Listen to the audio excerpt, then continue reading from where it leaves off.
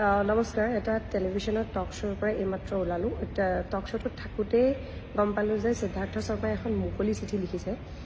কিন্তু মই সিদ্ধাৰ্থ শৰ্মাক যিমান দূৰ জানো, তেখেতে শুদ্ধ অসমীয়া ক'বই নোৱাৰে, লিখাটোতো দূৰৰ কথা।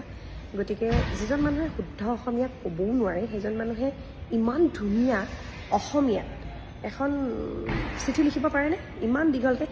বিশ্বাস কৰক, ইয়াৰে আধা শব্দ চাগে সি বুজিও পোৱা নাই তাতে যি লিখা আছে। গতিকে মইতো অন্ততঃ এইটো বিশ্বাস নকৰোঁ। সিদ্ধাৰ্থ শৰ্মাক বৰ ওচৰৰ পৰা নাজানো, বিভিন্ন অনুষ্ঠানত মাজে মাজে লগ পাইছিলোঁ, কিন্তু এই চিঠিখন যে সিদ্ধাৰ্থ শৰ্মাই লিখা নাই আৰু ইয়াত যে কোনোবা এজন অসমীয়া মানুহে সিদ্ধাৰ্থক সহায় কৰিছে, সেইটো মই 150% গেৰেণ্টি দি ক'ব পাৰিম।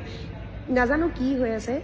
কালি শ্যামকানু মহন্ত লাইভ আহিলে, আজি সিদ্ধাৰ্থৰ মুকলি চিঠি আহিলে, কাইলৈ কি আহিব নাজানো। 24 ঘণ্টাৰ মূৰে মূৰে নতুন কিবা এটা আহি আছে।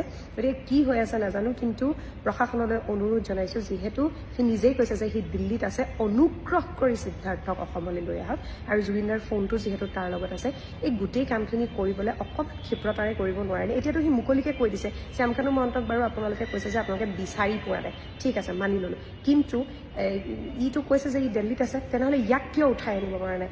অনুৰোধ জনাইছোঁ, ইয়াক উঠাই আনক please. We need justice for Zubeen da.